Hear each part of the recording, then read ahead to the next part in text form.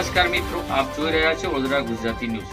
સમાચારની શરૂઆત કરતા પહેલા આજના મુખ્ય સમાચાર. નમસ્કાર. પાદરા તાલુકાના મુવલ ગામે જ્ઞાન સરિતા સ્કૂલ ખાતે રોબોટિક લેબ એઆઈ લેબનું ઉદ્ઘાટન કરવામાં આવ્યું. શૈક્ષણિક નીતિ 2020ની ગાઈડલાઇન પ્રમાણે આધુનિક સમયની ઇતર પ્રવૃત્તિઓની જરૂરિયાતને ધ્યાનમાં રાખીને શાળાના સંચાલક દ્વારા પાદરા તાલુકાના ગ્રામ્ય વિસ્તારના બાળકોને મુવાલ ખાતે શાળામાં બાળકોના ભવિષ્યને ધ્યાનમાં રાખી આ પ્રવૃત્તિ ઓગસ્ટ 2025ના રોજ ધોરણ 1 થી ધોરણ 10ના વિદ્યાર્થીઓ માટે શરૂ કરવામાં આવેલ છે, જેમાં વાલીઓએ ભાગ લીધો હતો. આ પ્રવૃત્તિનું માહિતી તેમજ રોબોટિક અને એઆઈ લેબનું પ્રત્યક્ષ નિરીક્ષણ કરેલું હતું.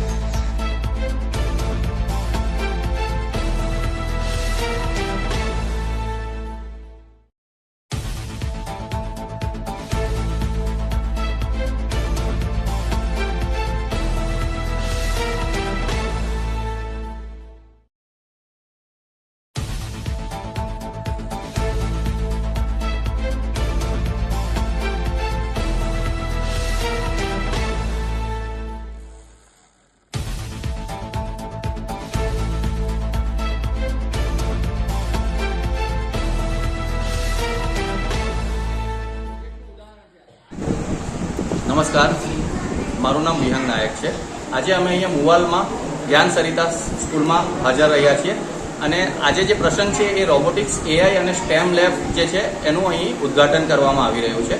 અને જે આ સ્કૂલની પ્રથા રહી છે અત્યાર સુધીમાં કે જે લેટેસ્ટમાં લેટેસ્ટ અથવા તો જે આધુનિક શિક્ષણ છે એ મુવાલ એટલે કે પાદરા ગ્રામ્ય વિસ્તારના બાળકોને કઈ રીતે મળી શકે એ હંમેશા આ સ્કૂલના મેનેજમેન્ટનો હેતુ રહ્યો છે. તો આ સ્કૂલના મેનેજમેન્ટે અહીંના બાળકોને જે આ લેટેસ્ટ ટેકનોલોજી શિક્ષણ છે એ આપી શકાય એ હેતુથી આ લેબ અહીં એસ્ટાબ્લિશ કરવામાં આવી છે. NEP 2020 એટલે કે શૈક્ષણિક નીતિ 2020માં જે સરકાર દ્વારા પરિપત્ર જાહેર કરવામાં આવ્યું હતું એમાં બહુ સ્પષ્ટપણે કહેવામાં આવ્યું છે કે બાળકને એમના રેગ્યુલર શૈક્ષણિક કાર્યની સાથે સાથે ઇતર પ્રવૃત્તિઓ પણ શીખવાડવામાં આવે અને એક બહુ સરસ મજાનું એમાં લેખન આપવામાં આવ્યું છે કે કઈ કઈ ઇતર પ્રવૃત્તિઓ બાળકોએ શીખવી જોઈએ. અને એને જ આધારે આપણે NEP 2020ને ધ્યાનમાં રાખીને આ લેબ અને અહીં લેબમાં બાળકોને શિક્ષણ મળી શકે એ રીતના સાધનોની વ્યવસ્થા કરવામાં આવી છે. અને જેનાથી આવનારા ટાઈમ માટે આપણા બાળકને એઆઈ ટેકનોલોજીમાં આગળ પડતો કરી શકાય એ હેતુથી આ શિક્ષણ અહીં શરૂ કરવામાં આવી રહ્યું છે. આજ ઓગસ્ટ મહિનાથી આખા વર્ષ માટે બાળકને એમના ધોરણ અને એમની એજ મુજબ અલગ અલગ કરિક્યુલમ શીખવાડવામાં આવશે અને આખું વર્ષ શીખવાડવામાં આવશે. અને જેનો સંપૂર્ણ ખર્ચ શાળાના મેનેજમેન્ટ દ્વારા ઉઠાવવામાં આવ્યો છે, જે બહુ ખૂબ જ સરાહનીય કાર્ય છે.